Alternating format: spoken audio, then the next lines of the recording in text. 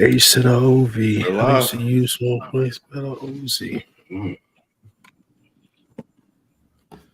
Yeah. The Three Amigos. Mm-hmm. Yeah, Fifo will be here. He's be on the way. And Nick just fashionably late. There he is, right there. Boom. There you go. I need to figure out how to get my background on here. I don't know how to get it on here. Man, you are. What you mean you don't know how? So old, bro. What does that even mean? I don't know how. Like, it's literally dragon based. Do you have one? Did Jalen send you one? Yeah. Did you go to edit audio avatar? Nah, I don't need to edit my audio avatar. Where is it? Go to your settings. Where did you save it to first? Oh, I just saved it in the pictures. Hold on. Well, go to settings and then put import, and it'll pop up. I don't even see settings. You sound like Sheldon's grandson trying to help him log into his Facebook. I know, right? Yeah, that's wild. It's funny. And he the one. He's the TikToker. He the TikToker. I was about to say he the one. It don't even say it on here. That's wild. I don't know where it is. Like my settings is not on this. I gotta get it at the on bottom of the screen. What you want, an iPad? Yeah. Mm-hmm. Yeah, I gotta get back on. I'm gonna get right. You've been saying that for a year. Right. Just tell us you're not gonna do it. And we gotta live with it. Yeah. Hey Rob, are you bragging about being ninth? That man said we ninth. What you talking about? Like they was first in the Olympic. Right. While we're waiting on people, y'all really watching that stuff? No. Hey Ken, that's what I was just about to say, Ken. I'm like you. I ain't watched 1 second of the Olympics. I ain't seen none of that stuff. I ain't gonna lie, Ken. I've been watching all of it. For real? I've been watching handball. I watched the 3-on-3. I watched a couple 3-on-3 basketball matchups today. The USA men's team is it don't make no sense how sorry they are. They lost to like Lithuania or some shit today. It was embarrassing. Wait, the US men lost? 3-on-3 basketball. 3-on-3, not. Oh. They got Jimmer Fredette. You remember him? Yeah, I remember Jimmer. Yeah, he on their team. They sorry. They got beat by some Eastern Europeans, bro. They shouldn't even have jerseys on. It was terrible.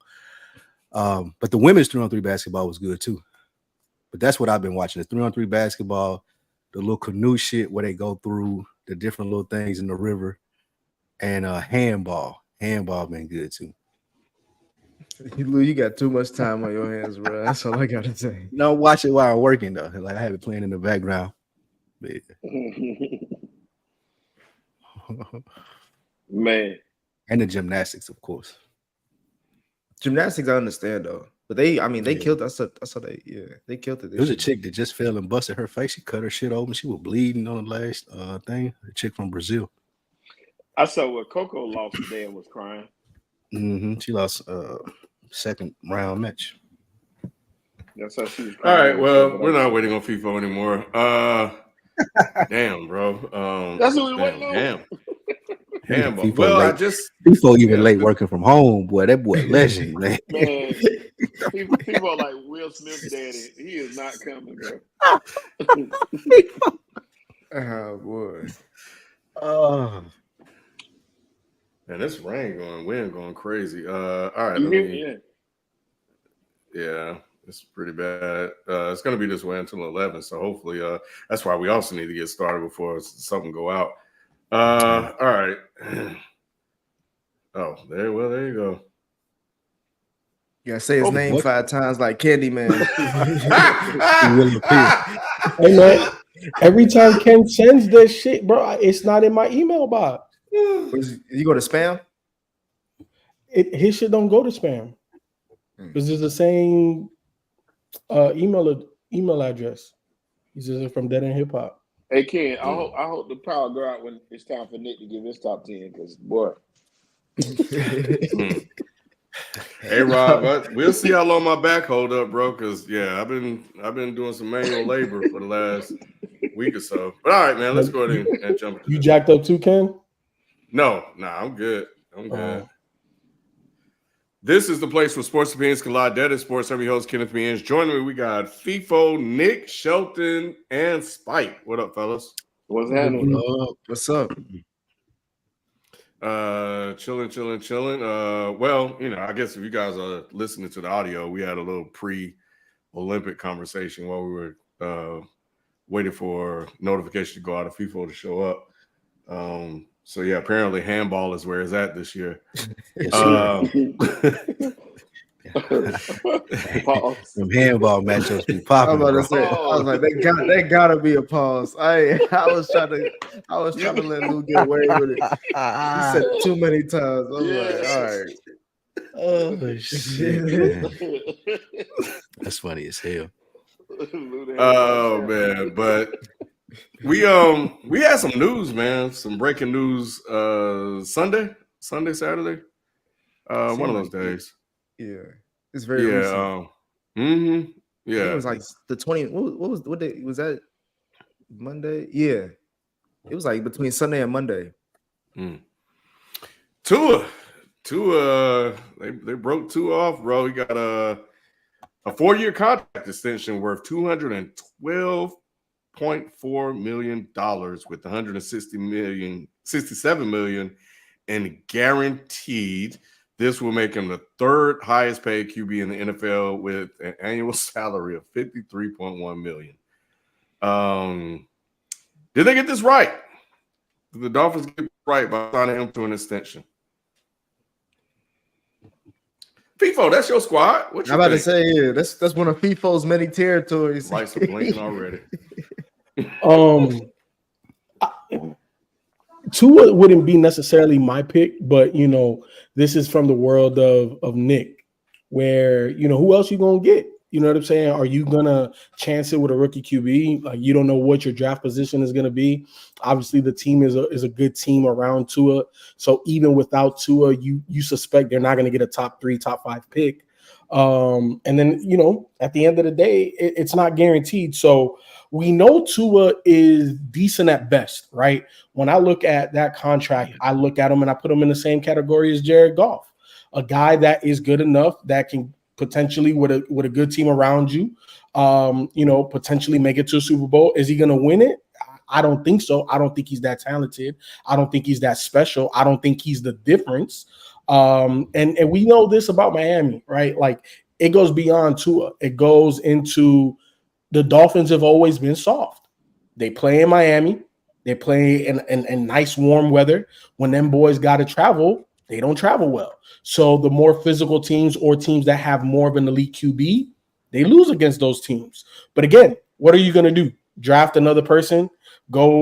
Potentially go all out, for Dak Prescott in a year if he becomes a free. You're in the same boat. So my thing is Tua had a really good season. He was in the MVP talks. You paid a man. If Mike McDaniels feels like we could win with this guy, that's what you do. That's what they did. So I'm okay with it. I don't love it, but I just don't know where they go if they don't pay Tua. Yeah, if you look back, that's what I said last week. Those exact words. We all talk like there's a boatload of young QBs that you can just bring in like it's nothing. You're not going to find franchise QBs anywhere. Franchise QBs does not necessarily mean Super Bowl champions. We know that to be true. And it's also who's ever last is going to get the most money too. We know that to be true as well. So him getting paid is nowhere near a surprise to me. You hold on to what you got. You dance with the one that brought you here. He was what was he last year? Was he first in yards last year? So I think something like that. Yeah. Yeah. So Tua is I think we look at him as a liability whereas he's not as bad as it may seem. Put it that way. So I understand him getting his check, and it's just the law of the land. I know, Spike, I know you don't like it, but it's the law of the land, man. You got to pay these guys, man. You got to pay these guys. I don't mind it with Tua because, as you and Fifo both hinted to, who else they gonna get? I'm not sure if they've already paid Waddle. They've already paid Tyreek. Cheetah. Like, yeah, they already paid Tyreek Hill. So you need someone who's familiar with those guys who works well in Mike McDaniel's offense, as we've seen by you mentioning his stats from last year. So yeah, in this case scenario, I'm paying Tua. Now I'm not doing that for every quarterback like that has this coming up, a la Dak. I'm not doing that. But if I'm the Dolphins and yeah, Tua is probably the best quarterback that I've had since Dan Marino, yeah, I'll pay him. Why not? But I wouldn't do that if I were like another like Dallas. Why not? Why not though? I'm sure we'll get into it later. I'll let Nick and Ken answer it first. Well, I was gonna say, is it a good move? No, it's not a good move. It's a desperate move. I think y'all all three. Now, real talk. If you listen to how all three of y'all talk, y'all sound like when one of your homeboys hit 55 and he just then he marry a butterhead. You be like, you know what? She at least got good credit. You know what I'm saying? She got a fat ass, but you know what I'm saying? But what else? What else was he gonna do? He needed to marry somebody. You know what was a desperate move, Nick? Your boy Danny Dimes. That was a desperate move because that was a stupid move. That was, but it was also desperate. But it was also desperate because we knew he was trash. The organization before, or the head coach and all of that before wanted to give him a chance. We know Brian Daboll is the guy, right? So go get you a younger QB and restart. That's desperate. Y'all paid Danny Dimes all that money with no track record of any type of success or ceiling. With Tua, we know that, hey, we can win games. We can compete against Buffalo. The Patriots ain't nothing no more, so that's a crapshoot. But we know that at worst, the Dolphins are the second best team in that division. At worst, with Tua. Danny Dimes, y'all the worst team with a high-paid quarterback. That reeks of desperation. First real quick, so the Jets are, you saying definite third place? 100. What have they proven? I'm in agreement with you. They might be fourth to me, but I just didn't know that most. No, they're not worse than Patriots. I was gonna say, what division are we talking about here? We talk about the Pats, the Jets, AFC East, and the Dolphins being number 2 in the AFC. But that's another reason why you pay him, though. That's why you pay him, though, Nick. Exactly. Like this division doesn't have like, it ain't murderer's row as far as quarterbacks. Like, they have a really good football coach in Mike McDaniel. I don't want to bring a young quarterback in and help him figure it out if I got these weapons that I done paid $20+ million a year to. You know, Tua can do the job. Now, let's say y'all have a really good season. They can go to a Super Bowl. It's not impossible for that to happen, but it would be if they got a new quarterback and he had to go through the growing pain. So absolutely, you give Tua his money. What else do you do? My thing with the reason why I say it's not a good move, it's a desperate move, is like, for one, Fifo, you brought up Daniel Jones and the reason why the Giants paid him. At least they saw some success with him as far as winning a playoff game. Has Tua won a playoff game, Shelton? No, he hasn't. And so all that winning and all those stats that Shelton was about to bring up to justify him getting paid. That's Daboll though. That was nothing to do with Danny Dimes. Nothing to do with Danny Dimes. And we can say all this is Mike McDaniels and Cheetah as far as all of Tua's success, because we've seen him for years. This nigga, I'm more shocked that he got paid because the owner colluded to get him off the team. They wanted to bring back they wanted to bring back Brady. They wanted to bring in Mr. Nasty Man and Deshaun Watson to replace him. And then on top of that, like the what's his name, Brian Flores tried to get his ass up out of it. Like, there's been so many different regimes that want to get rid of him.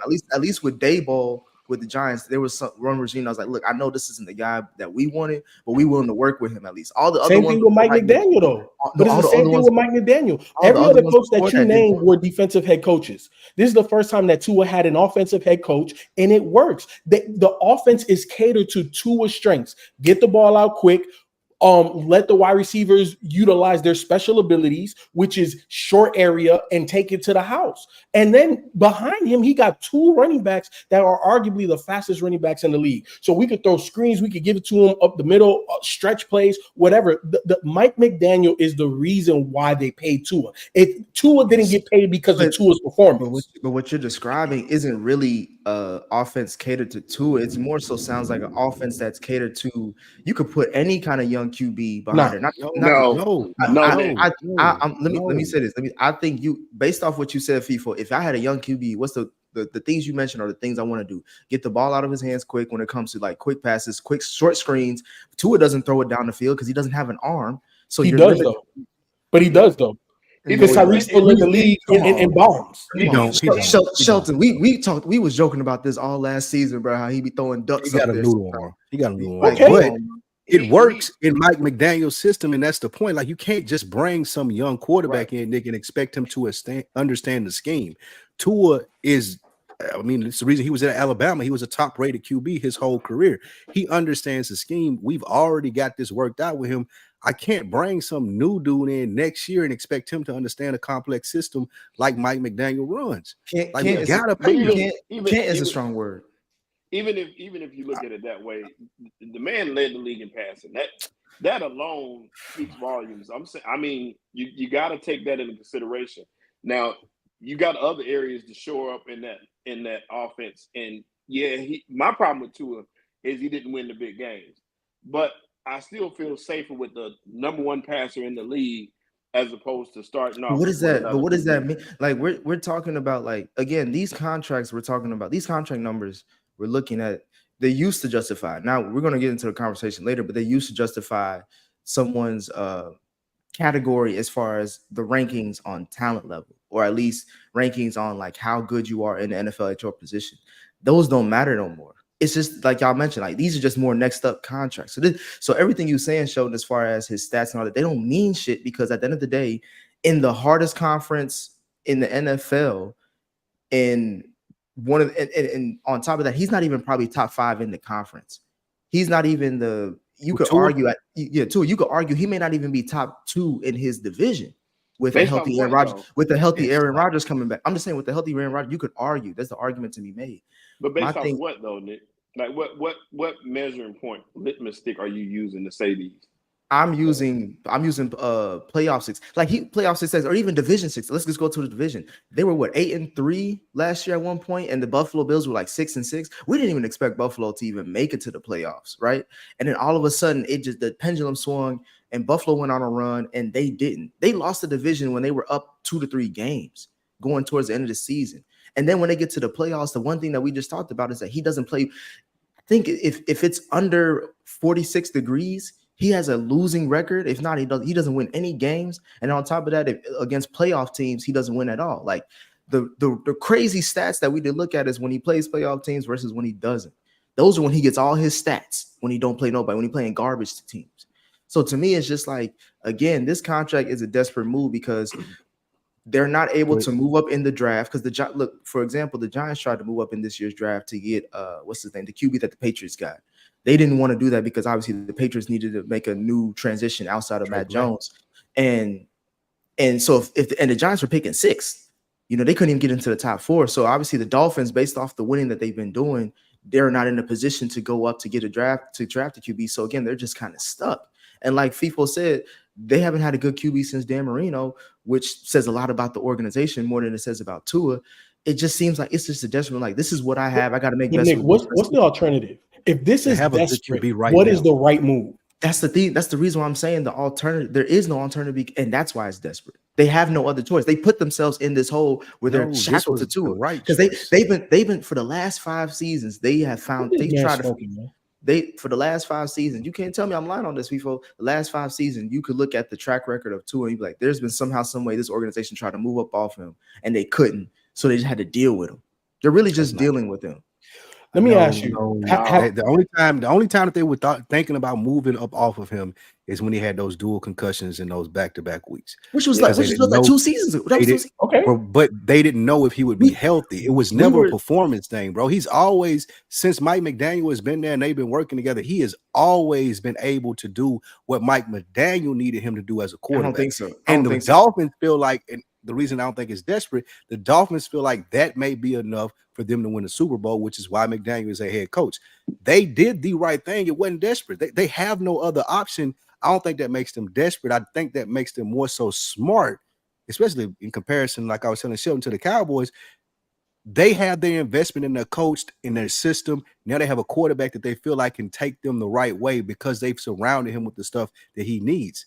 And that's why you pay him. Yeah, you got to get the most out of these guys. You just signed, like we said, they signed Tyreek Hill and Waddle.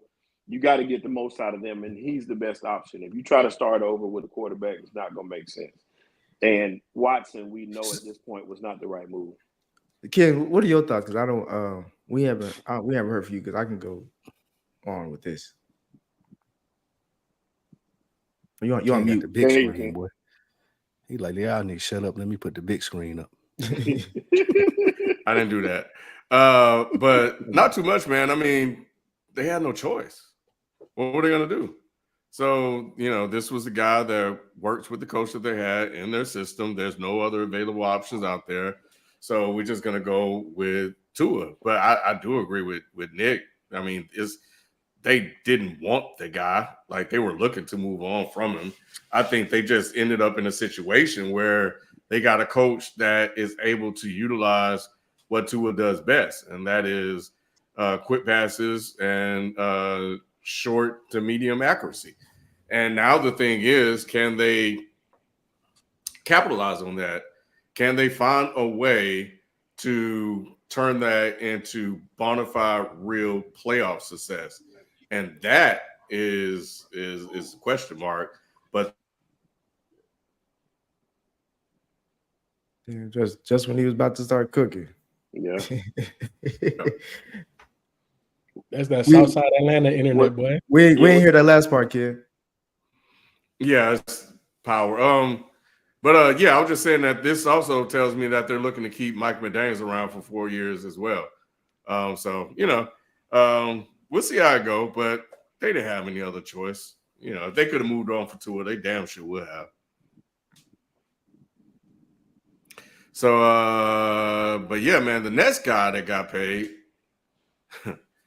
this is something. Jordan Love. Oh, well. The question is, what do y'all expect from the Dolphins? Before I move to Jordan Love, what are the expectations do you guys have for the Dolphins going into this season? The same. Playoffs, It potentially division winner.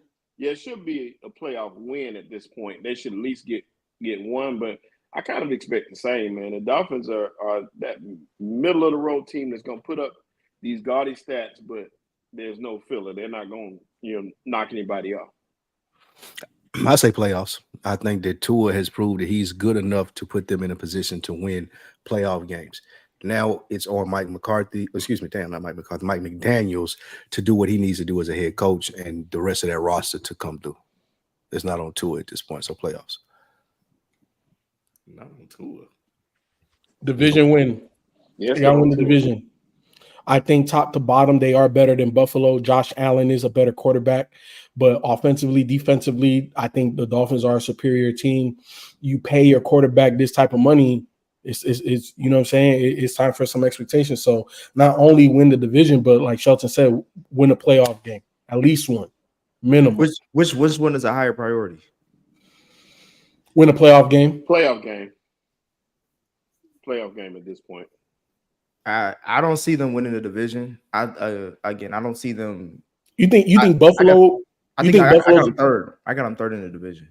So you really drinking the Aaron Rodgers juice? Hey, look, or you eating the ayahuasca? We missed out on a full season of the Mr. Rogers' Neighborhood last year when he tore his ACL. So I think he's gonna come back with a vengeance. And the team we keep on forgetting the moves that they made. I know they still have to sign Hassan Reddick. That's kind of a weird position that no one's really talking about as far as how they traded for him and they haven't really signed him yet. But once he comes onto the team, because he eventually has to, they've gotten a lot better on their roster. They got a lot more mature. They won 7 games with Zach Wilson. I think Aaron Rodgers can get you at least 2 to 3 more games, or I think he's guaranteed at least get you 3 more wins on that. So get you to 10 wins, which is the playoff number. So I think I got Miami as third because I just don't trust them. I don't trust them in the playoffs. I don't trust them. I don't trust Tua. I really just don't trust Tua as a quarterback in this conference to be someone who's going to elevate his team. Because if he was that QB, I think he would have done it by now. He's got the best receiving core as far as number 1 and number 2 in the league. He's at least top 3, and we keep on acting like Bengals is number 1. Well, you could argue the Eagles, you could argue 49ers. You could argue for. I mean, it's an argument. That's all I'm trying to say. They still top 5, top 3. My thing is that we have the lack of faith we have in Tua when we all speaking like, all right, he's got to win a playoff game. You have him. You have in Tua. Y'all all just said a playoff win is as much as we can expect from him. If you expecting a playoff win from your I don't think that's minimum. I think that's a successful season, regardless of the quarterback. Any quarterback that you're signing up for a franchise QB, the very least of your expectations would be a playoff win. Yeah, so he's on par with anyone else. Not with that money. Ken laid out how much he's getting paid annually, bro. He's getting paid top 5 money. He ain't even top 5 in this conference. And that means my expectations for you and paying you top 5 money is a playoff win next year. It ain't gonna happen. I'm expecting a playoff appearance. Why is it not going to happen? First I don't know why y'all even say that. They almost won a playoff game last year. They're not even making the playoffs, bro. Who are they beating? Wow. Who are they beating? Fifo, before your eyes come out. This division is terrible. Who are they beating? They may win this division. They're not. Thank you. Who are they beating in the playoffs? Let's name. Well, first of all, it depends on who makes it. We don't know who's going to make it. If they win this division, I'm not scared of them playing the Texans. I'm not scared of them playing y'all, Nick, the Bengals. I'm not scared of them playing any of the AFC teams other than the Kansas City Chiefs. Mm-hmm. Tell me who can beat Miami if they have a good season. Do you know their record against Buffalo? I know their record against the Buffalo that has been showing up, but not the new Buffalo with the roster that they have now. With no wide receiver 1. Right. They're 1-6. Who Buffalo top wide receiver? Who Buffalo number 1 receiver? Rookie. That man can't even spell his name, bro. And then last year when they played Buffalo for the division, what happened? This is when that Buffalo team is different than this Buffalo team. That Buffalo team's different. Miami got better. And then here's the thing. What also did I say in terms of the Dolphins, right? Like they're cupcakes when they have to go out there into the elements and battle a team. Correct me if I'm wrong. The Texans are a dome team, aren't they? Yes. Okay. The Dolphins play in warm weather. If the Dolphins either play in warm weather or a dome team, they can win a playoff game easy. Now, if they got to go to Kansas City, Buffalo, what's another cold team? The Jets. Cincinnati. If they got to go play outside, I'll give it to you, bro. Because that's been the history for forever, even with Dan Marino. That's just what it is. You play 16, 17 weeks in Miami weather. How many of y'all been to Miami? Y'all know what it feels like out there, bro? Yeah, we all been to Miami. It's crazy. So you get accustomed to that. And then all of a sudden you go negative 15 degrees, negative 30 degrees with the wind chill. Nah, bro. They're just not mentally prepared for that. However, some of those teams that we mentioned that could potentially be in the playoffs, that could be potential matchups, I think the Dolphins could win. Also, Nick, you're referencing a Buffalo Bills team that is no longer intact. It's just no longer intact. Stephon Diggs is no longer there. We don't know what Josh Allen is going to look like without a bona fide number 1 wide receiver. Now, I think Josh Allen is great. I think Josh Allen is a top 5 QB in the league. He'll figure it out. But it's going to be a learning curve, bro. Yeah. It's going to be a learning curve. They're not the same team. One other thing that I'll say. And he lost his number 2 because Gabe is not there either. So Gabe wasn't there last year anyway either. To Ken's point, the only way the Dolphins don't make the playoffs is if every team in the AFC North makes the playoffs. Steelers, Browns, Ravens, which is realistic. It's possible. It is realistic. You're right. Like that is possible. That's why I had to mention it. Like that, if all four of them ball, which they possibly could, then I could see what y'all are saying. Because if they have to go to any one of those places, then I don't really trust them to win. But we talking about the Texans and the Jaguars. There's only one team that we mentioned that we like, and Fifo mentioned it, like it's a dome team, maybe the Jaguars, but the Jaguars looks. I mean, they're gonna win the AFC South. Nobody else is gonna win the AFC South. I'm just saying, bro. Like, if we're only talking about one team and we're talking about a second-year QB and then possibly Trevor Lawrence, is like if those are the only two teams where you confidently can see them winning, it's like this. Again, this is all just like, what is this all for? Who else is there though? There's hella. It's not who else is there. I'm saying there's hella teams that you can make a great case better than Miami right now. Miami lost a lot of people last year too, or lost a lot of talent on the defensive end. So coming around to my man out of Los Angeles, the Chargers. Yeah, sound like you coming around. Hey, Harbaugh. You know Harbaugh. My faith is in Harbaugh. That's a man. I don't care about. Once again, if Lad McConkey is your number one receiver, that's not saying much. And you lost your. That's a real person. I was gonna say. That's a real person. Yeah, that's Lad McConkey. That's their top wideout. Even Georgia boy, that's their top wideout right now. I was gonna say last year we could have said the same thing about CJ when he was throwing Nico Collins and shit like that. Like you could say like shit, if Nico nice Collins. No, we didn't know he was nice until last year. We knew Nico was nice. Nico was always been nice. You did. Y'all knew Nico was nice. Nico was better than the guys that we mentioned. We knew Nico put up decent stats before. We ain't know nothing about Nico Collins. We ain't know nothing about Nico Collins or Tank Dell. We have never talked about Nico or Tank Dell on the show until CJ Stroud got there. I guess I knew Nico was nice because he was on my fantasy team. But he's always been decent. And you have never talked about Nico on the damn show until CJ Stroud got there. And how was your fantasy team last year? I talked about CJ.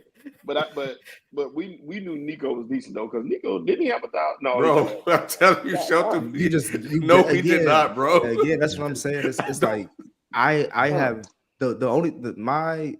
my only guarantee with Miami going into is that they have to be a playoff team. You can't pay this QB this much money and invest this much into a position that moving forward is going to cap you at getting other talent to fill out this roster if you're not at least a consistent playoff team. But so far, since in the Mike McDaniels era, I believe they have been. So that's the only thing I have. I don't expect any playoff wins. I don't expect them to win a division because they had a great opportunity to do it last year and they did. Well, let's go to another quarterback that got paid. Let's talk about Jordan Love. Jordan Love and the Green Bay Packers have agreed to a 4-year contract extension as well, worth $220 million, $75 million signing bonus, which is the highest in NFL history. This deal ties Love and Burrow and Lawrence as the highest paid players in NFL history. Did the Packers get this right, or did they make a mistake after signing Love off this Cinderella year he had last year? No, if I'm the Packers, go ahead. No, you can go ahead. If I'm the Packers, this is what I do. Brett Favre, Aaron Rodgers, Jordan Love. Like, I've been hitting on quarterbacks for the last 25 years. He showed me enough through the end of last season. Fifo called it out, best quarterback in the second half of the season. Stats prove it. Went to the playoffs, beat a highly favored Dallas Cowboys team that they were supposed to get whooped by, beat them, and it really showed everybody something on that day there in Dallas. But even when he had that last interception thrown in San Francisco, they were in that game as well. And we're talking about one of the best rosters in the NFL. Jordan Love kept them in that football game. So to pay him makes sense if I'm the Packers, because I do believe in my process. I had the same process when Aaron Rodgers, when he took over for Brett Favre. I had the same process, even though Aaron Rodgers didn't like it, when Jordan Love took over. We find our guy, we let him sit, we train him, and then when he gets in and he gets ready, we pay him, and we make sure that he's here for the next 15 to 20 years. They've done that time and time again. They ain't won a lot of Super Bowls from it, but they don't have to worry about who their quarterback is. So I think this is right on brand for the Packers and a smart move. Yeah. I think I was the only person in the world that was capping for Jordan Love for a long time.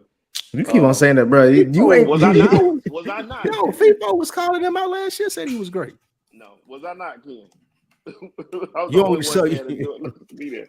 So not like he the Fifo- only nigga saying anything on this Right. show. I was the only one saying that. He don't only Am I listen to not? himself. Anytime anybody else Y'all know start good and talking, he well. just put his headphones in. Let's go back and see when I was saying Jordan Love. I Bro, was the first one saying Jordan Love. But Fifo literally was talking about him the whole second half of the season. You talking about the second half of the season. I'm talking about before that. I've been saying Jordan Love the whole time, have I not? Okay. You got it. So we can go back and look at it. That's on tape. But the reason why I said that was because I saw he had the arm talent. I saw he had the talent. He just was behind Aaron Rodgers and couldn't get the burn he deserved, just like anybody else. When he played in those couple games, everybody, talked about him being a wasted pick and all this stuff like that. But Jordan Love deserved the money, man. You got to pay these guys. You have to pay them when they show you. Now, the thing you hope is that he can turn that into an ongoing thing, because we got to see what happens with him, how hard he worked in the offseason, because that's got to translate into the next level. You got to take it to the next level of play. Now's the time that it's backwards now. They used to have to earn the money and then you go play, but now you get the money and then you earn it. That's kind of how it is now in the league. You got to pay it. And it was just his time to get paid. It was perfect timing for him. He got out there and he did get hot at the right time. And it was either pay him or watch him go be successful for somebody else. And they got him. I don't think he would be successful with anybody else. I think he's successful with Matt LaFleur. And Matt LaFleur, it's a Tua and Mike McDaniels situation all over again. I do have to ask, so you're saying that they did the right thing, but now it's up to him to go do the work now that he's got paid. And if he don't do the work and then he sucks, then how did they do the right thing? Well, they did the thing about it is you did the right thing. You have to make a decision. It's up to him still to go out and earn it and take it to the next level, because they put him in place to be successful. He's got young receivers with him. He's got Matt LaFleur. He got everything in place for him to be successful, but he has to go out and still do the work. But the right thing was to sign him. You had to sign him. Off 1 year? Yes, you had to. It was his time. It was his time. I think they fucked up. Ken, No, how you saying that Jordan Love and LaFleur is Tua and McDaniels? How you saying that? Because Jordan Love has prototypical quarterback size. He has exceptional arm strength and arm talent. The thing that we questioned was, can he read defenses? Could he play at a high level? Right? He proved that not only in the playoffs, but throughout the second half of the season. And we also understand the reason why he was able to ball that second half of the season was because LaFleur finally opened up the playbook. The first couple of weeks throughout the season, they were trying to condense it and, whatever. But if you have defenses that are out there that have been watching film and are attacking you offensively, but we are running a basic package, then we don't have counters. But the moment that LaFleur opened it up for Jordan Love to have counters and make the appropriate adjustments at the line of scrimmage, we saw what he was. So unlike Tua, he don't have a noodle arm. He's over 6 feet tall, and he has arguably one of the quickest releases in the NFL. So when you're saying that, I don't agree with you at all. I say that they signed him off 1 year, a guy that's been chilling up until this time, and now, if he gets up here next year and sucks, then now it's Jordan Love. Then do what he need to do. Maybe he just always sucked and he just got hot. Maybe he just had, Ken, you don't get hot like that. But that's a rogue. This is based off that one. But bro. This isn't based off that 1 year. This is based off we brought him in to replace Aaron Rodgers, and we put him on the field. He did perform in the 1 year, so what we expected was right. Like they found their guy. They thought this was their guy 3 years ago. It just so happened now we have to pay him. I think we're paying him now. They fucked up because they had him sitting on the sideline and they didn't utilize him at all. And then he get out of here. And now they have just 1 year of success, and now they have to pay him because his rookie year is almost up, right? But Ken, remember 2 years ago. Watching him though. But remember 2 years they had ago him in the building 3 years. 2 years ago, Aaron Rodgers got hurt. If Jordan Love could play, there were negative reports coming out. They know now. That's what I'm saying. They know now. We got to pay him. We know now. But remember, 2 years ago, A-Rod got hurt, and I was the only one saying, hey, sit A-Rod, play Jordan Love. These boys, we don't even know if they're going to make the playoffs. We don't know if they're going to make the playoffs. We need to see what Jordan Love is. They could have made this decision, Ken, a year earlier. But I guess they was listening to you and everybody else on this telecast, and they kept A-Rod in the lineup. At the end of the day, Ken, this, in my opinion, this was more than enough to pay him, because it wasn't questionable once they opened up the offense. Once they opened up the offense, he looked like a top 5 QB. He looked like it. He may not be that, but he looked like it. And now you can build on that. This is a hard thing it's a hard thing to judge, because I feel like, to Ken's point, if we looked at just from his first, I guess, 3 years going into the first half of last season, everybody was like, bro, this may be a mistake. And the main reason why that is because when they drafted him, everybody thought it was a mistake, even probably on this panel. On top of that, it fueled Aaron Rodgers so much that he won back-to-back MVP. So you couldn't really bench Aaron Rodgers, because it's like, why are you benching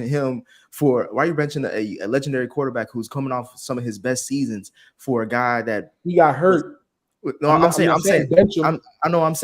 before that season, he was back-to-back MVPs. Before that season, he got hurt, right? So it was just like, there was no point in time where you could like, all right, this is the time to put Jordan Love in and move off of Aaron Rodgers. That's why they gave Aaron Rodgers all that money towards the end of his time with Green Bay, because it was just like, we're just thanking you for your services. Once they finally moved off from Aaron Rodgers, that first half of last season, bro, people were saying like, bro, what the fuck is going on?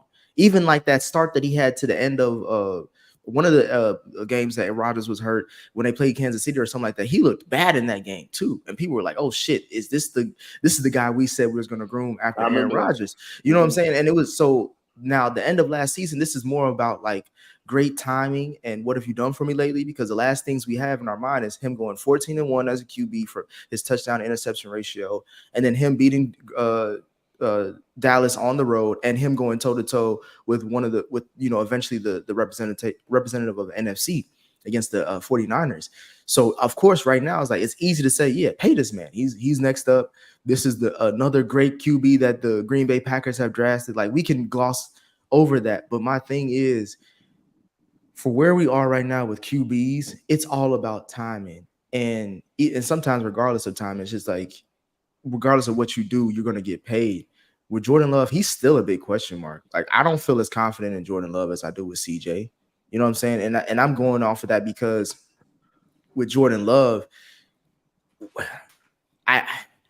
it just seems like it was just all like, we don't. It just seems like, for me, once we see game film, like, there's a lot of QBs on watch this year for me. Once we see like what happens in the adjustments of game film going into this season, we'll see who's who. But I mean, Jordan Love is going into one of the hardest divisions that's, not being talked about outside the AFC North and the NFC West. With the NFC North, when you got Chicago, Minnesota, Detroit, and Green Bay. So we'll see how good he does in that division. But again, this is just more of like a desperate move, because what was Green Bay going to do? They couldn't draft anybody else, because this is the draft pick that they picked originally to replace a legendary quarterback. So they got to see it out, and they lucked up in the fact that he balled out towards the second half of the season and proved, I guess, a lot of doubters wrong up until this point. But I mean, for him to get 200, like, that's the thing. Like, this is the money that we're talking about. Like, this money, this cap hit is going to hit eventually, and it's going to affect the team. Everybody's young and happy now, but in about 2 seasons, we're going to see what the real Jordan Love is. That's the market, though, Nick. Like, it doesn't matter. Like, that's just the market as far as what they get paid. But I do want to ask you. You said that there's a difference between Jordan Love and CJ Stroud. I have more confidence in CJ Stroud than Jordan Love, because at least I have a pedigree with CJ Stroud. He was a baller in college, and he was a baller in college at Ohio State. Arguably almost beat Georgia if it wasn't for a missed field goal, which would have changed our whole trajectory of how we looked at CJ Stroud going into that draft. He would have been probably the bona fide number 1 pick if they beat Georgia. And then on top of that, like, yeah, CJ started off the same way with Jordan Love. Like, it was shaky at first, but then when he picked it up, like, he was beating everybody. Like, it was like same success though. Both of them got 1 playoff win. Yeah, but And we saw the stats. And Jordan Love was better throughout the season. Yeah, you talked about. You said a lucky run. That wasn't nothing luck about that. When you handled Dallas folded like we always expect them to do.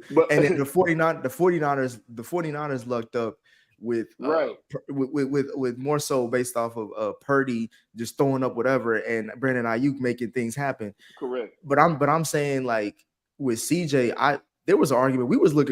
We looked at that Ravens game like, damn, if Lamar loses this game, it's a wrap. Like, it was a chance that we looked at Lamar losing to the Texans as a possible option. I think when we looked at the Packers going into that 49ers game, we didn't think that they were going to win at all until we started watching the game. And we were like, damn, shit, are the 49ers choking?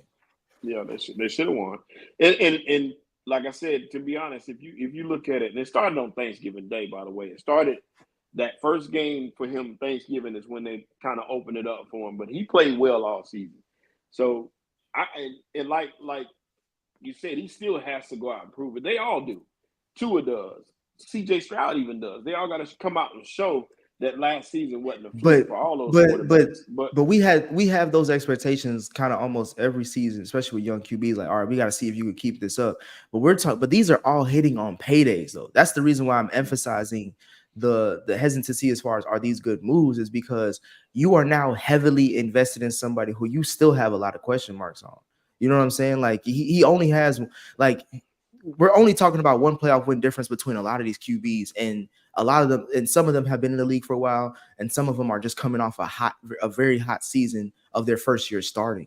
So it's just kind of like, with that much small sample size data, to pay them this much amount of money to where they're in the top 3 or tied as the number 1 overall highest paid player in the league, that says a lot to me. That says a lot as far as, like, if you're not sure and you're just doing this because it's the market that says it and it's just your time to get paid, that's not a good reason for me, you know? Yeah, we'll get into that next. Go ahead, Shelton.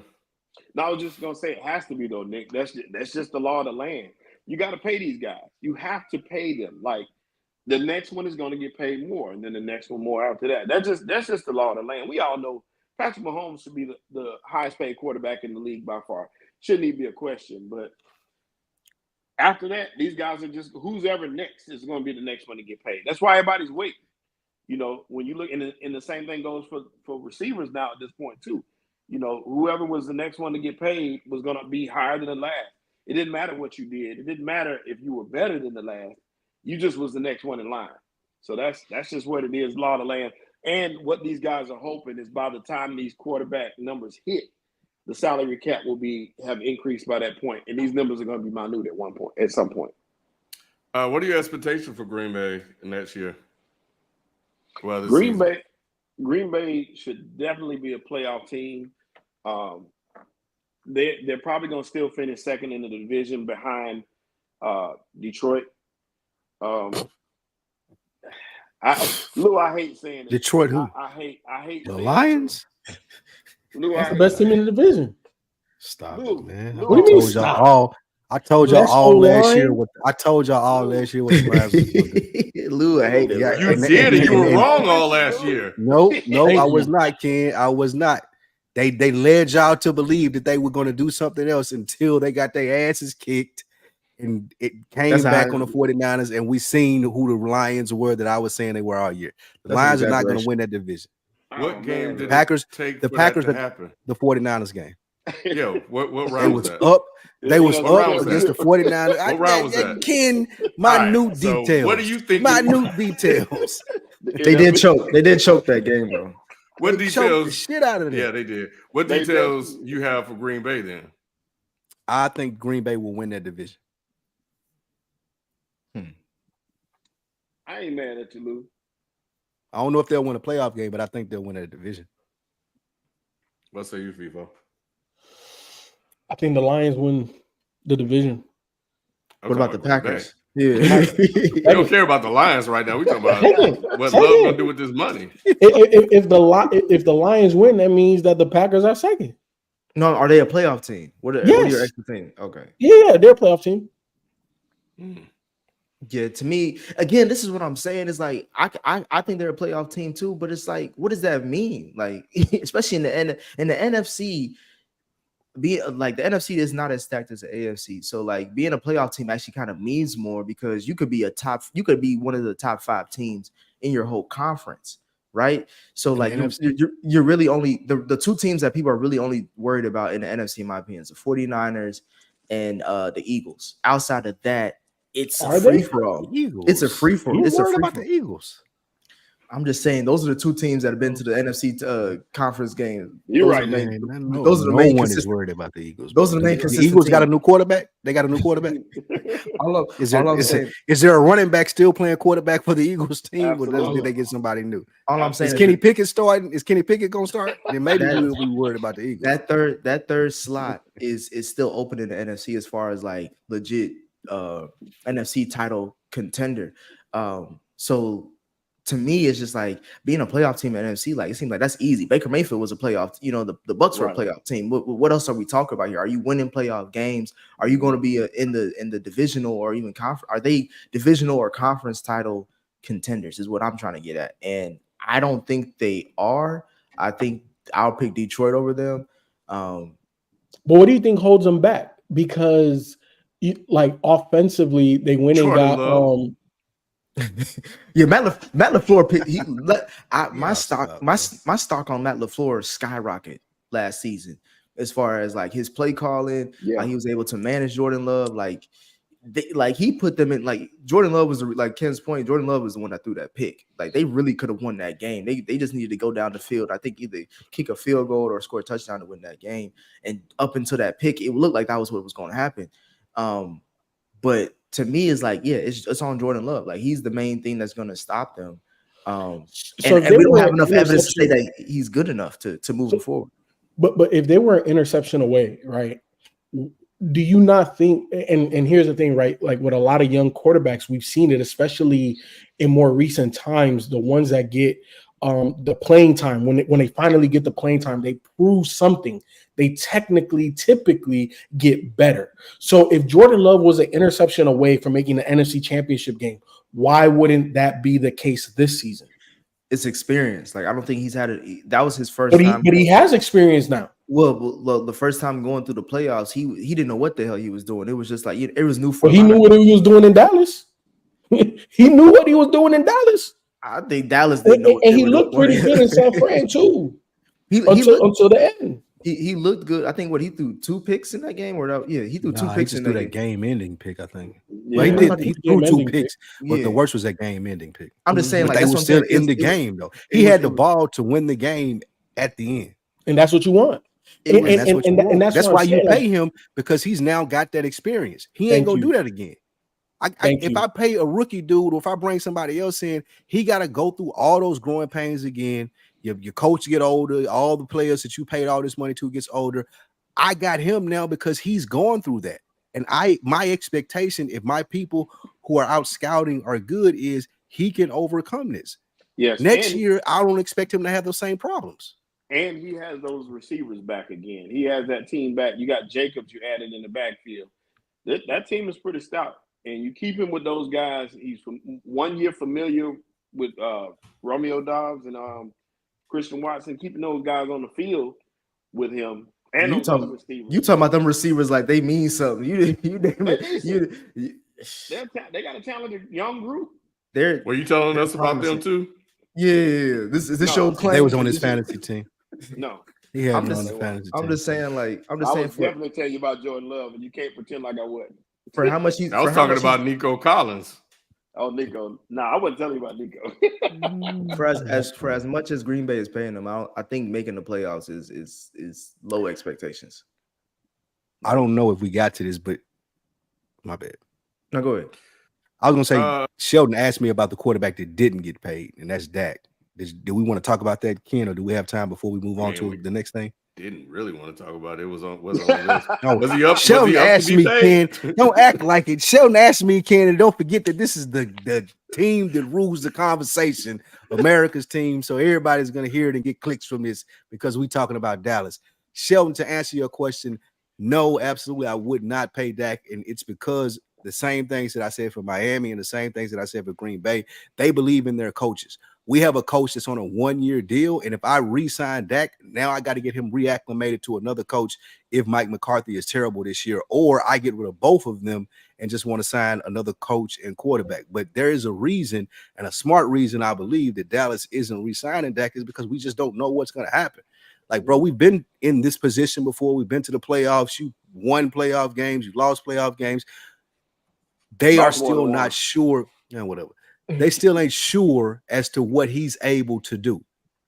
And by that, I can't give you $60 million, and I don't know if my coach is going to be in place or you are going to be in place. So spoiler alert, Spike don't believe in Dak Prescott.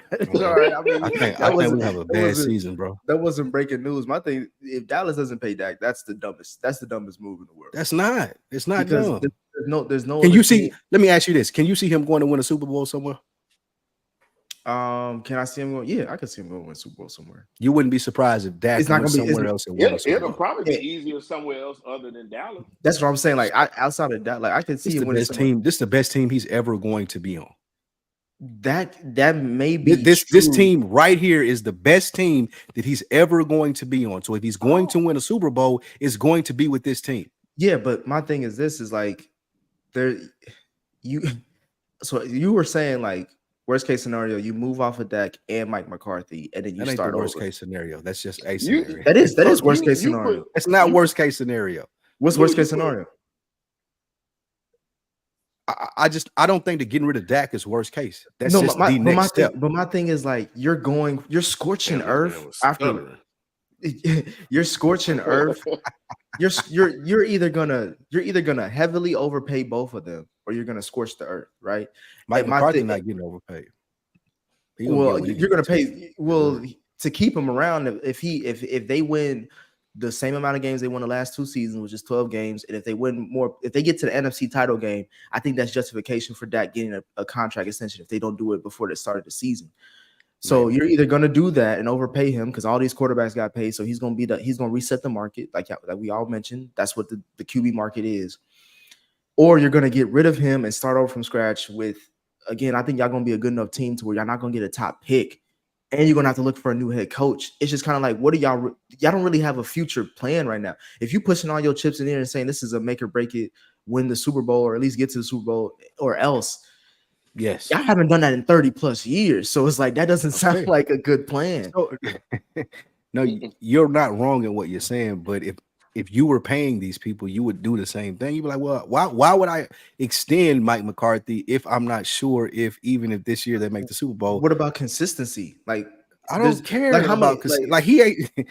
If I'm Jerry Jones and I'm 100 and plus years old, older than dirt, I don't care about Mike McCarthy and consistency. What I want is someone who can come in and win. And what you've shown me is you can come in and be average. Who's winning? But who's winning though? That's what I'm saying. Find somebody who is. That's what we ain't got to keep doing this. It don't take 3 more years to figure out if Mike McCarthy can coach. It's going to take this year with your back against the wall and a 1-year contract to see if you can coach, because you're coaching for your job right now. But if you want your job, then pull out all of the stops and let's go to the Super Bowl. But if not, you can leave. But we know Mike McCarthy can't coach because we know he can't coach because he's won 10 plus games the last 3 seasons. Ever since he got there, they've been winning. He also lost to the Packers in the first round or second round or whatever it was last year because of a poor game plan.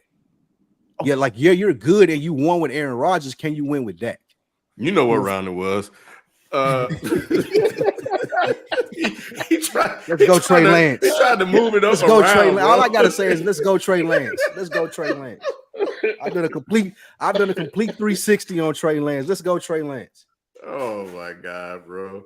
Well, yeah, I'm concerned about Green Bay. I'm concerned about Jordan Love. That man, he reckless with the football, bro. Y'all boys gonna eat your words. Hopefully they'll tighten that up. I'm okay. All right. Moving on. This whole thing about quarterbacks, this conversation has been brewing for a minute. Because Shelton just mentioned this about law of the land or whatever, however he said it. Everybody's resetting the market each and every time.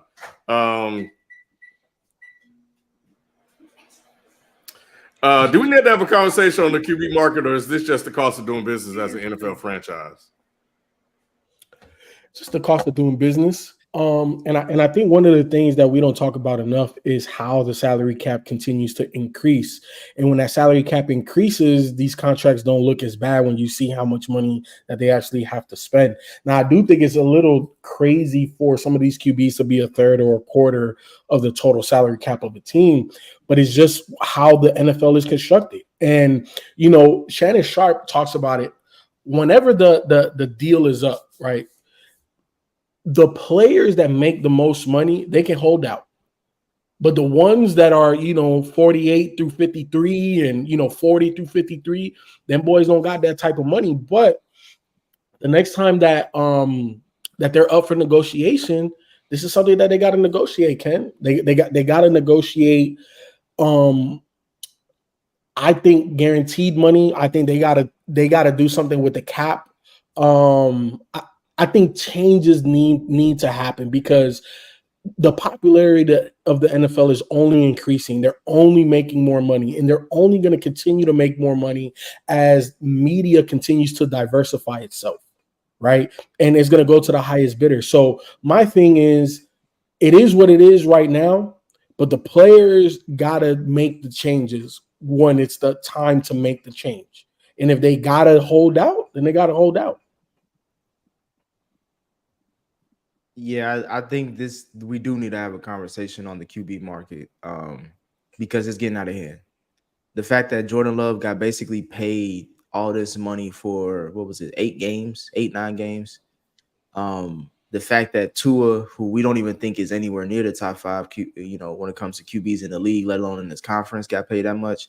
The fact that Trevor Lawrence is getting paid almost annually as much as Joe Burrow with not that much success.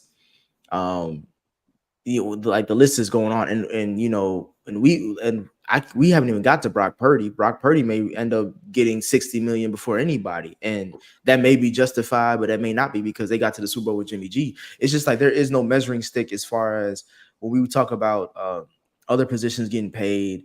Like right now, we're in a great wide receiver market, right? And we're expecting Jamar Chase, CD Lamb, and Brandon Ayuk. Players who easily, if you look at their stats, like, okay, they're a top 5, or there's no question about them in their position.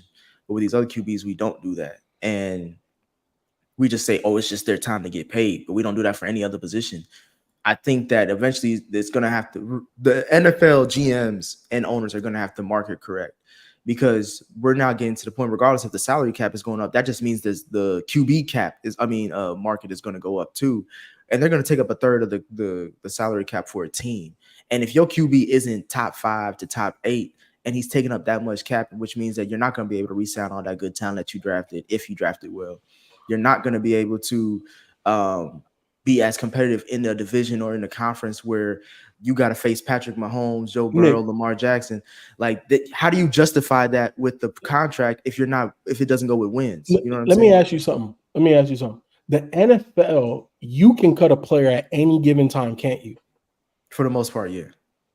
Did we not just witness Russell Wilson sign a $200+ million contract, and before he even got paid out of that contract, they cut his ass? Okay, I agree with that. Right? Where is Denver? Where is Denver at now, though? I understand that. But Nick, sometimes you make mistakes in life, and you got to cut your losses, and sometimes there's a penalty to go with that. So all I'm saying is Denver is in a situation where they were rebuilding with Russell Wilson.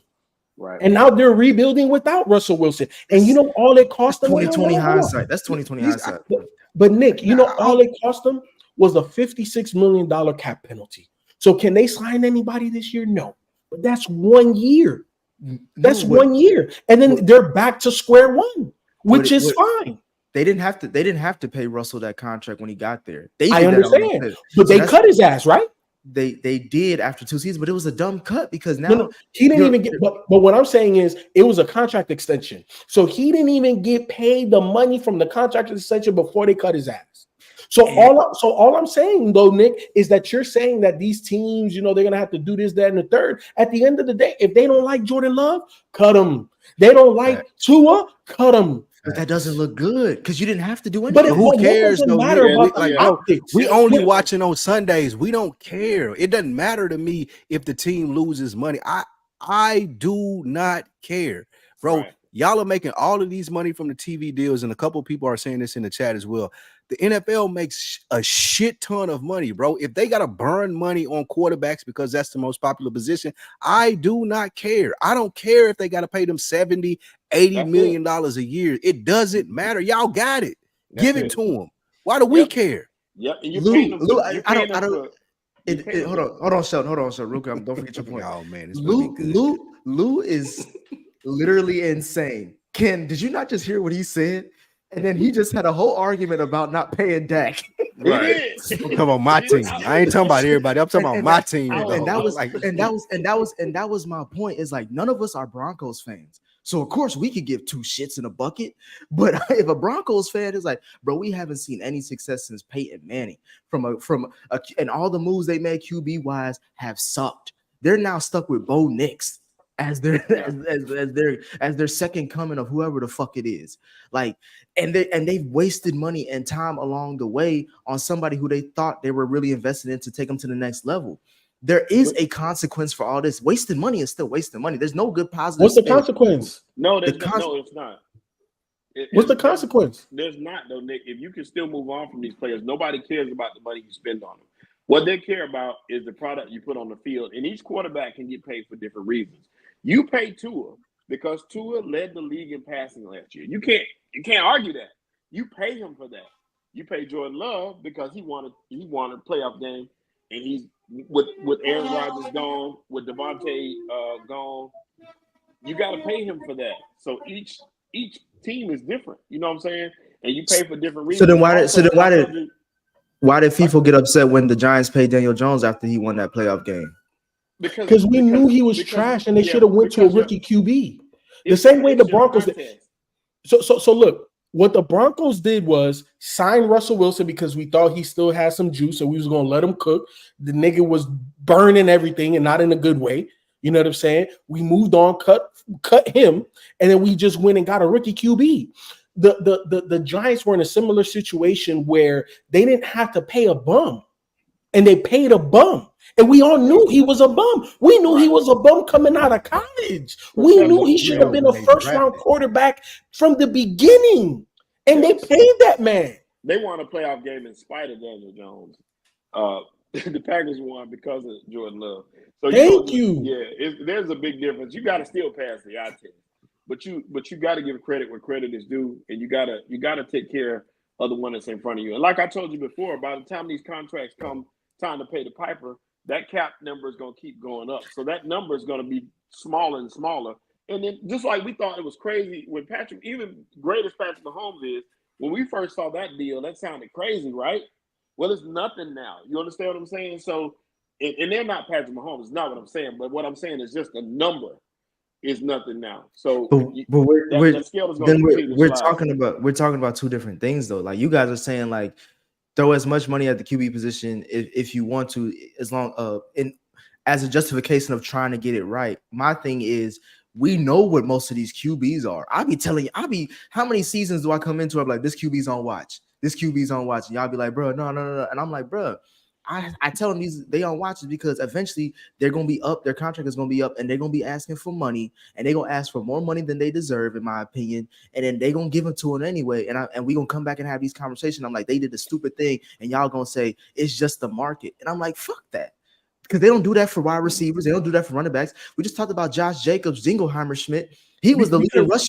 Nick, you know why they don't do that for other positions? And this is what I was saying in I don't remember if it was the Madden chat or the Dead End Sports chat.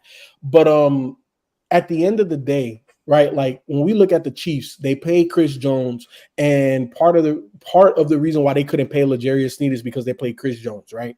And Chris Jones is a major reason why they're winning championships, but not more than Patty.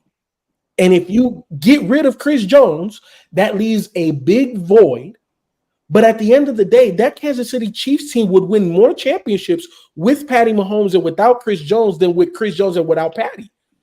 So you pay the quarterback. Yeah, even if what you're saying, and to add on to that, even if what you're saying were not true, even if Chris Jones were more valuable, the quarterback is the face of the franchise. Yep. You got to pay the quarterback. You just have to, because some people don't even know who teams are. They don't know nothing about your team, but they know your quarterback. That's usually the person that the casual fan knows, and that's what everybody's there to see. And if you got something steady and stable, everybody's not going to win a championship. But especially on that first contract, you got to pay him. Now, after that first contract, if things are kind of shaky, that's the only reason I agree with Lou, is Dak has been there long enough for us to see some type of results. If he's stuck in the mud and staying at that same spot, get that nigga out of here. I kind of feel Lou on that a little bit. But let me ask you, young guys. Let me ask you a question, Sheldon and Fifo. Would you say that Brock Purdy is the face of the franchise for the 49ers? Yes. He's one of them, yes. You know what I'm saying? Did you say he is? He's becoming. Yes. Yeah. He's becoming. Who else is the face of the franchise for the 49ers? Christian McCaffrey or Debo? Right nobody knows what Christian McCaffrey look like, bro. Brock Purdy is the face of that franchise. Nobody know what Brock Purdy look like. Yeah, they do. Yeah, they do. He's the quarterback of the team. He's Mr. Insignificant. He was the last pick of the draft. They got this whole story that they run about Brock Purdy every time they talk about him. He's worth $60 million a year. All I'm saying is just because you play QB don't mean you're the face of the franchise. Yeah, I do. At least do. The reason why I'm saying that is because to me, face of the franchise is like difference maker, and I don't think when we talk about that's not what that means. You're speaking as a sports fan, saying that. Like if you ask your girl, if you ask your cousin, your sister, your mom, hey, do you know this guy that plays for the 49ers? That's the face. They'll say hell no. They'll say it's hell not no. McCarthy. But what I'm saying is it's never going to be McCaffrey, but it can be Brock Purdy though, because they're gonna sell this story on Good Morning America. They're gonna sell this story. Oh, he was the last pick in the draft, and now he makes $60 million, and everybody is going to know who he is. There's a story there. That's why he's going to make that $60 million a year. Name a team though, Nick, where the quarterback is not the face. That's how I said the 49ers. That was a team that I had. It's not. Brock Purdy is the face of that team. I don't think so. Especially with this year coming up, and they're gonna pump Brock Purdy up fiercely this year. I was trying I was trying to avoid pauses so bad. And ended up pausing yourself. All right, man. Here's the deal. Nick is on a path, and he has a point. What I'll say to this is I don't give a damn because it's not my money and none of that shit going in my pocket, nor is it coming out of my pocket. But what I am becoming fascinated by when I watch all of this stuff happening is how will business owners react? People that run these companies and run these damn organizations, these motherfuckers love money, bro. And they are not going to continue giving out all of this goddamn money to these damn players. At some point, enough is going to be enough. And no matter how damn high the cap keeps going, at some point they're going to run out. It's only so many resources you can tap. Where else they going to find money at, Fifo?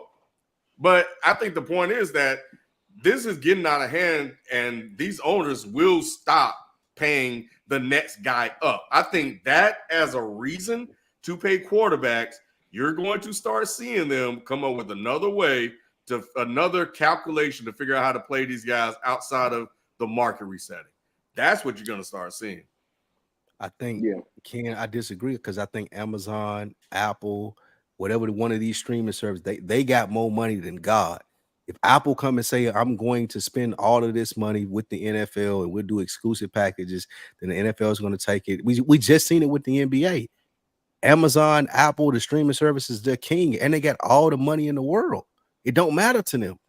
Like, so the price is going to keep going up. That's like we look at the prices. Telling y'all, bro. You look at some of these teams. You've been to the grocery store? But you think about those teams, like how much did Jerry Jones buy the Cowboys for even, you know what I'm saying, and what they're worth today. These numbers are going up. They're getting bigger and bigger. You know, everything has a ceiling. Yeah, but at least with Jerry, most of that had to deal with the 90s and that Super Bowl run that they went on. But that's the foundation of where they got to where they are today. It's not because we can even take Washington though, Nick. The Redskins at the time were, you know, in the Shit, you can take the Knicks. 100. You can take Knicks team, the Knicks. They ain't won shit in longer than the Cowboys have won, and that's the second most bankable franchise in the world. These guys are not going to continue to just give away millions and millions of dollars to these quarterbacks just because it's the new market. I think we're coming to an end of that. They got to. It's like paying the main actor of a top sitcom they or had movie. to. I'm saying they that have they're to gonna still like. It's gonna happen, Spike. Because they do. Because I think it's just like giving Will Smith, Keanu Reeves, or fucking Brad Pitt $20 million. But those are top actors. These are that's what I'm saying. These are the top actors of what we're doing as far as the quarterback. These are the people that can go on. These are the people that can go on Good Morning America. We just seen dude from the Bills. He don't even know how to sign his name to a contract. He can't talk. Those aren't the people that are going to be making $20 million a year. It's going to be the quarterbacks, and those people are familiar with doing that ever since high school. So they're going to get paid the big bucks because people know who they are.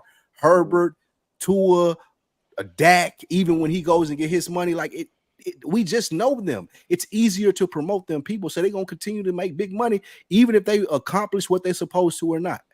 I think that's going to be irrelevant. Whoa. Let's walk this through. What? Go ahead, Shelton.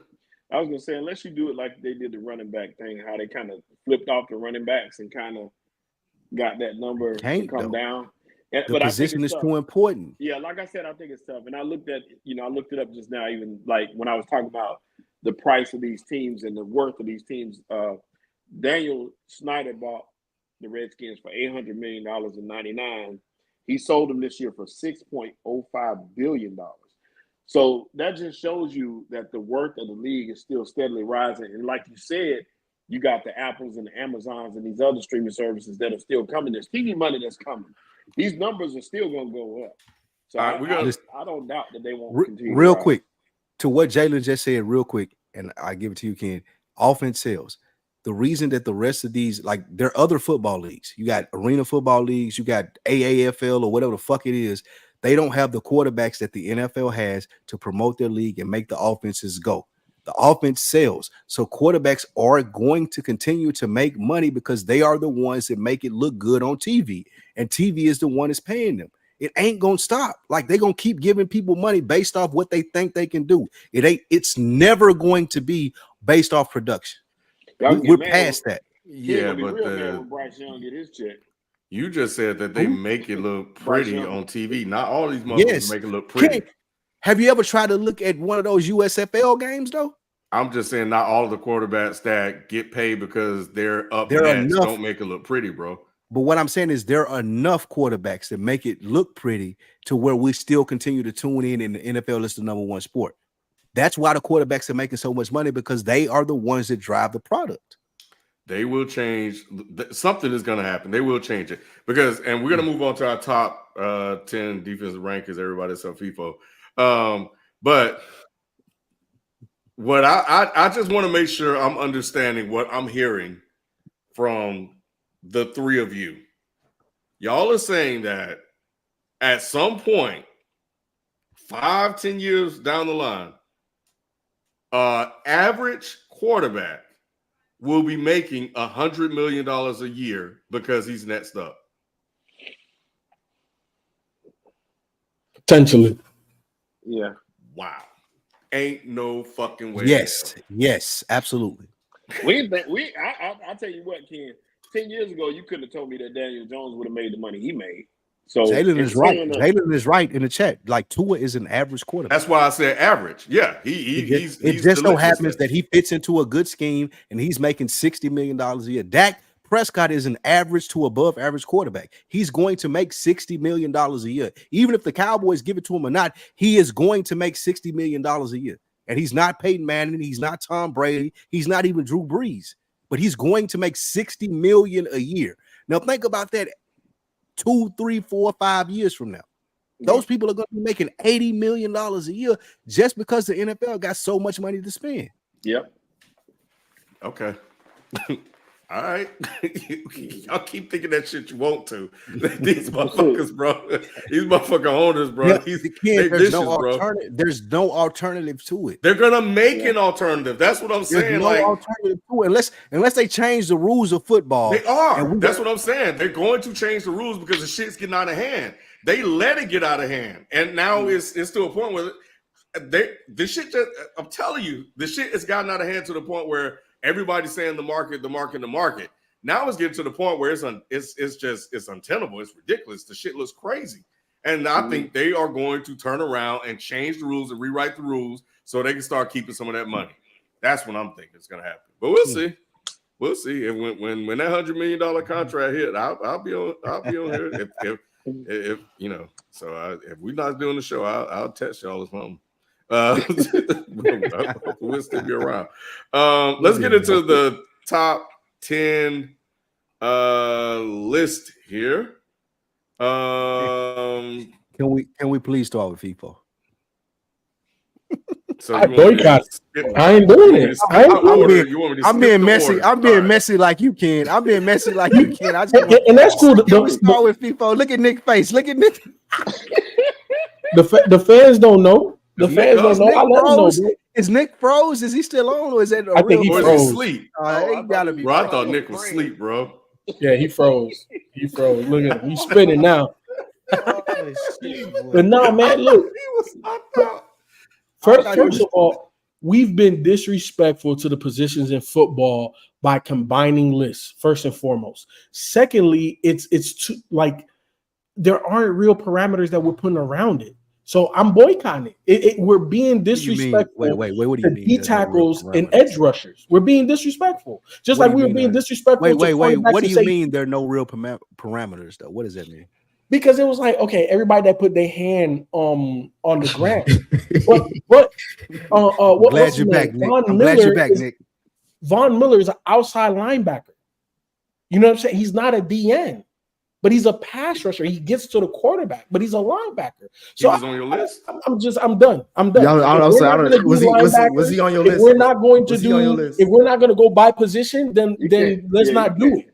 Because all we're doing, we're making an albatross, we're making a mockery of the positions. Huh? Does Von Miller drop in coverage anymore? Yes, at times. Von Miller don't drop in coverage. Come on, bro. So you say every single play he rushed the quarterback? Every single play. I didn't say that. I said does he drop in coverage? And first of all, was he going to make your list? Was he making your list? Potentially. Von Miller was not making your list. You just want to be. I just used them as an example, bro. That's all I did. I just used them as an example. The criteria that I said was that if the majority of the time they have their hand in the dirt, yes. But why not just make a defensive tackle list? Why not make a linebacker list? Why are we combining them? Because ain't 10 of the motherfuckers that we care about, bro. I'm good. You being disrespectful. Von Miller dropped in coverage 4.5% of snap last year. Oh my God. So no, thanks. He don't drop in the coverage. Thanks, Sean. We appreciate that. That means somebody. If this would matter, somebody dropped him into the what was that a lower third or something like that? Yeah. Oh my God. All right, who are we gonna go first? Well, Fifo out. We started with Shelton first last time, right? Yeah. We will go with Spike first. I thought Nick had his eyes closed picking his list. He did. My list is greatness. All my list is greatness. It's always predicted. I'll go next, and then we'll go with Shelton, and now we'll go with Nick. Then we'll go with Shelton. We'll close. Now say the best for last. Say the best for last.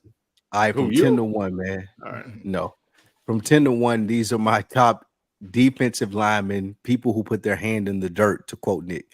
Number 10 is Josh Hines Allens from Jacksonville. Breakout year this year. Really dope.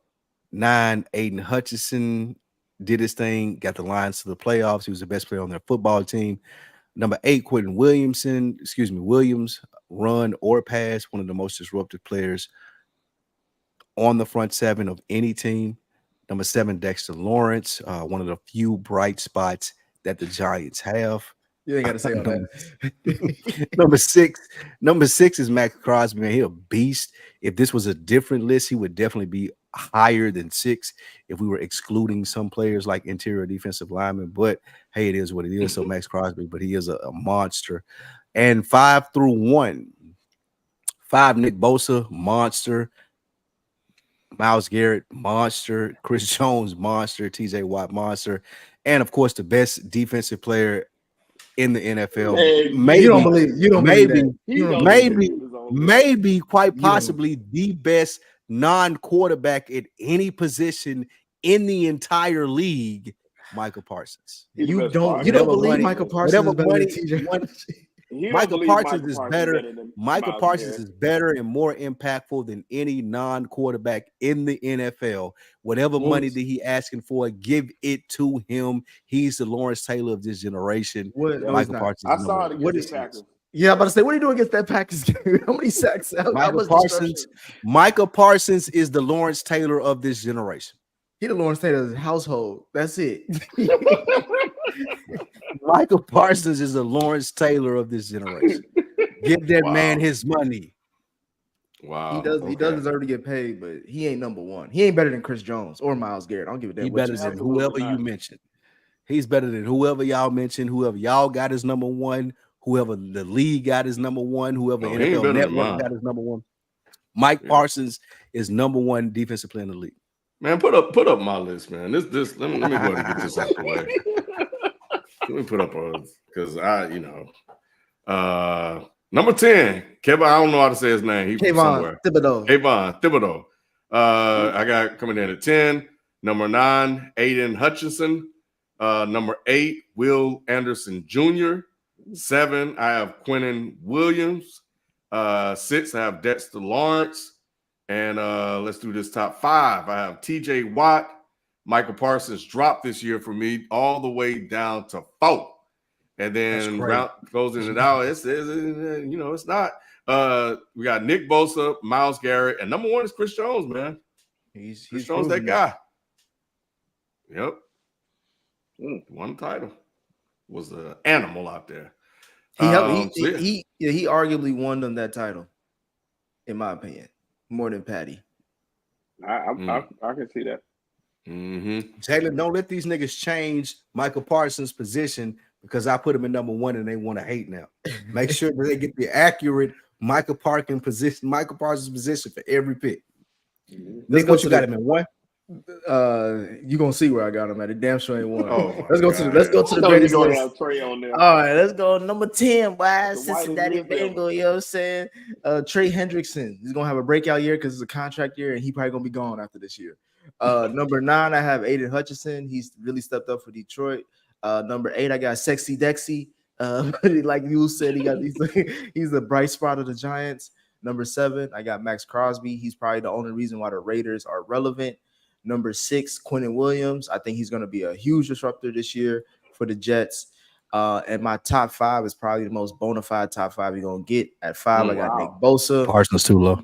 Number 4, I got Parsons. Number 3, I have Myles Garrett. 3 through 1 is interchangeable, but I got Myles Garrett, Chris Jones, and TJ Watt. I think TJ Watt is probably the most impactful defensive player we have. 4 through 1. That's a lot of whiteness on that list, man. And I got 4 through 1. 4 through 1 is interchangeable. And I think Chris Jones. I think Chris Jones may be the most valuable defensive player in the league for what other than Michael Parsons. No, other than Michael Parsons. Michael fell off last year. If we want to be honest, absolutely. Yeah, we'll get to a spike. Right. Okay, that's not bad, Nick. It's not bad. Did we kick Fifo off the stream? Oh, I see him. Never mind. I thought we kicked him off. Because he didn't have a list. I thought Jamie kicked him off. Hell, bro! What in the world? I didn't even know he was still playing. Man, y'all better go look at the stats. Derek Brown is my 10, and the reason being, why is Nick Bosa black? What? Yes, sir. We got the black. We got oh God, no. Next Lawrence White. The black Nick Bosa is crazy. Hey, Nick Bosa go right into the show. Hey, the Hutch is black. Quentin Williams look like Jalen Ramsey. Who are these people? Hey, look, I got Derrick Brown at 10, and the reason why I got Derrick Brown at 10 is he's the best run stopper in the league. You got to give him credit. Okay. At If 9, you say so. And look it up. At 9, we got Aiden Hutchinson. Who Stand is out, it? black man, Aiden Hutchinson. At 8, we got Quentin Williams. He's definitely a disruptor, and he's gonna make some noise this year. At 7, we got Dexter Lawrence. He graded really high this past season. I think he's gonna have a really good year. Nick Bosa at 6. He can stay healthy. That's why I got him so low. You get to my top 5. See this 5. Hopefully they all black too. At 5. No, that ain't mine. Yeah, that's mine. At 5, I got Michael Parsons. It's too low. Michael Parsons. He'll be the best defensive player in the league. At 4, I got Max Crosby. He got an undeniable motor. He runs all day long, puts fear in the hearts of the defense. The only thing that's going for the Raiders good is him. And 3, you got Chris Jones, which 3 through 1 is interchangeable for me as well. 2, TJ Watt, sack leader, leads that Pittsburgh team to playoffs, and we don't think they should even be there. And number 1, Myles Garrett, the best player in the league, outside of Patrick Mahomes. Okay. Yeah. Shout out to our production team. They try their best. You know what I'm saying? I don't know. Look at Shout out to Doc, man. Long as Parsons number 1 on everybody. Needless to say, you won't get a social clip this week. Yeah, this is definitely not going up on socials with those faces, right? They don't look like creative players.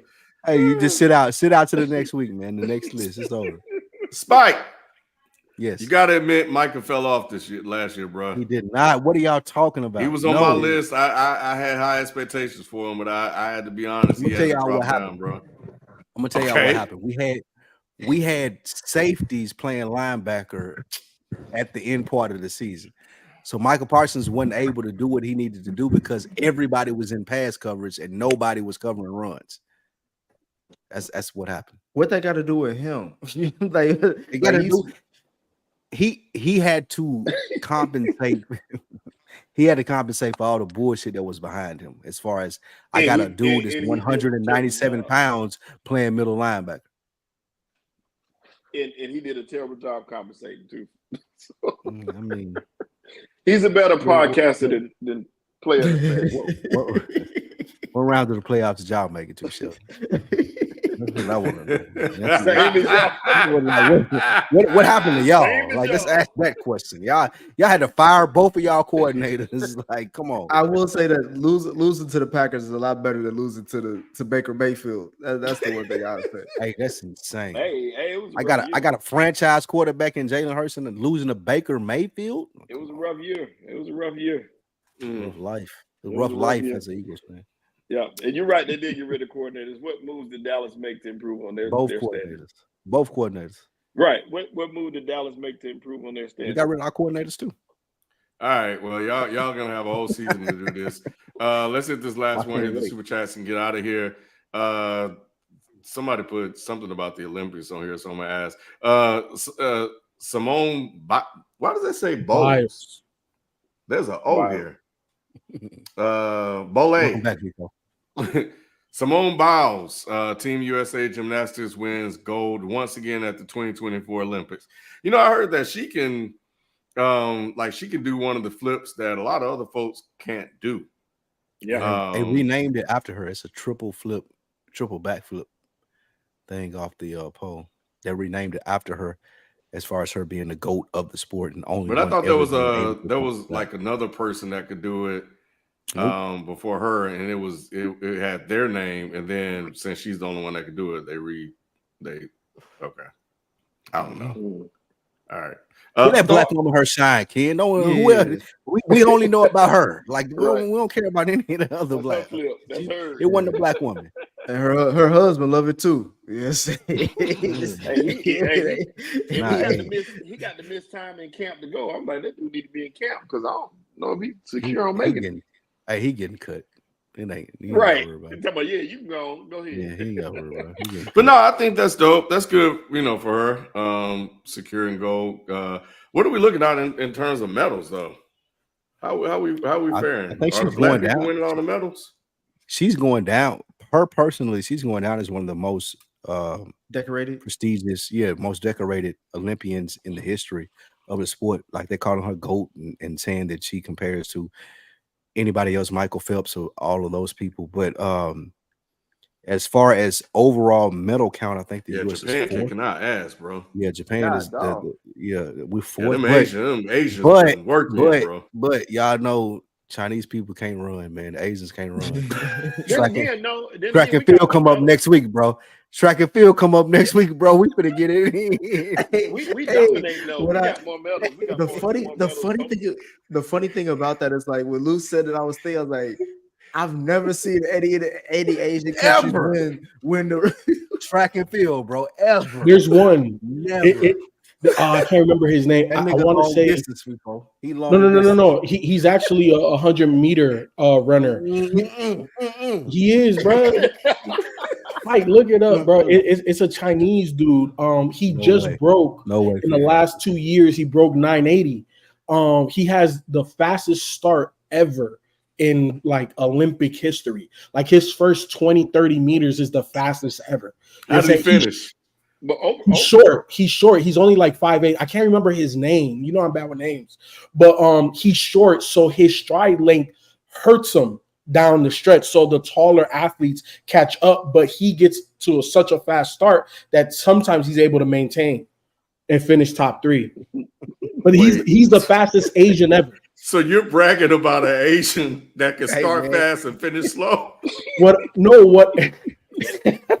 Pause. No, what I'm saying is that he's the first Asian to break the mold, and it only takes one for people to believe, because he didn't even believe that he can run sub 10, but his coach was like, no, you can. So the training and everything, and now he ran sub 10. Now like China believes like, oh, he did it, we could definitely do it. So I'm not saying in this Olympics or even the next Olympics, but there's going to be a run of Chinese sprinters at some point in time. Oh no, they about to start experimenting, bro. They about to do. They about to. I seen the basketball player. They about to grow like 7'8" some runners.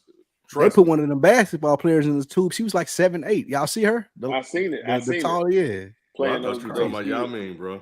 It's a woman. It's a woman, Ken. She's a kid. She's like 7'8", the tallest woman in the world playing for one of their basketball teams. Yeah, it's crazy. Hey, but as far as overall medal count, the U.S. is up over everybody by 8. So yeah, silver and bronze, we dominate. Eat that, Rob. Eat that, Rob Costa.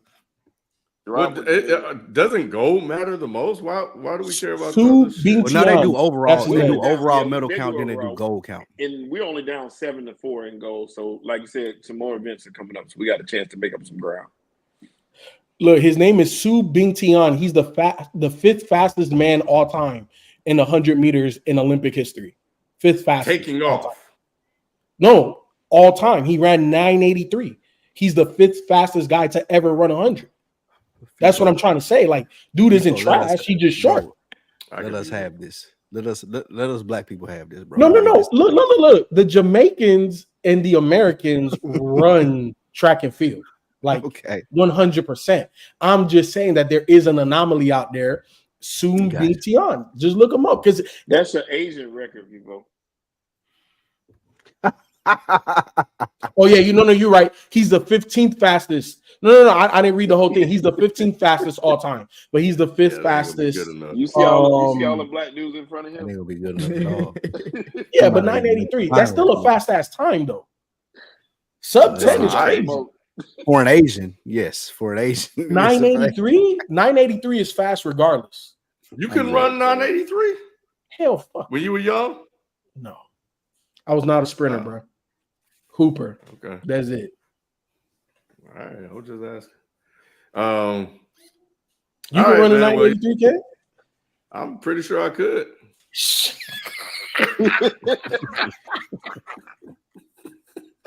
Yeah, funny, man. Oh, shit. All right, man. Well, that's the show. Shout out to Simone Biles for doing what I guess only 3 other people managed to do so far.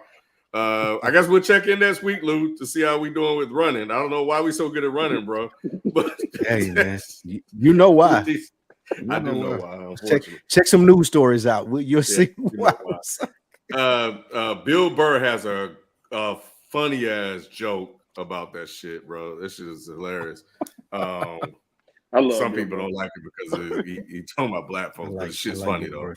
But yeah, man. Anyway, yeah. So next week, what's on the list? Hold on. I got my list here. Fifo, we're gonna do running backs. Fifo, yeah. we're gonna do running backs and kickers combined. Fifo. I know, right? Running backs and wide receivers. Fuck out of here. There's gonna be running backs and head coaches. My man Fifo pulled a real Karen. He's like, I'm not doing it. I'm not doing it. Fuck that. I don't care what that was a real Karen move, bro. He threw a temper tantrum. He got about 4 lists right there next to him. People started. He got to number 5 and crumpled up the list and threw it at me. Said, "Fuck me, I'm doing this shit." Oh my god. Green Beans Spike talking about 3-on-3 Olympic ball reminds me of the hoop it up. Any of y'all ever play? I hate they no longer run it. I remember. But I remember it though. Yeah, the tournaments used to come to the city and people used to compete for money. Yeah, that was dope. Oh, I think I do remember that shit. Mm-hmm. Yeah, it used to be fire. Like a lot of people go out and watch people play 3-on-3 basketball. The Olympic 3-on-3 is okay. It's really good. The pace is fast. It's different from Ice Cube's, and I think that Ice Cube should take whatever they're doing to make his move faster like that to make more people watch. But how they're doing it is really dope. Question: Are the Olympians younger than the people in Ice Cube's league? Because it might not be shit he can do about that. Yeah, these are amateurs. Ice Cube has a lot of former NBA players. Yeah, he can't speed them up, Spike. But it's the game. Yeah, you're right. It's a game of play. Like as soon as they hit a bucket, it ain't no delay. It's like right back out to the next team, and I think it's a 15-minute quarter, either 21 or when the clock runs out. That shit flows so smoothly. But it's a cultural thing, though, Spike. Like when niggas play 3-on-3, it's like whoever scored, then it's like the next team ball. It's just that's how we do in America. Because you even look at basketball, right? Like the way we play in the NBA and college and just America versus FIBA, different style of basketball. So I think Ice Cube is just doing it because that's what we know. Like that's what we gravitate towards. Yeah, it's just he should take some notes from this, bro. Like he should look at this and be like, this.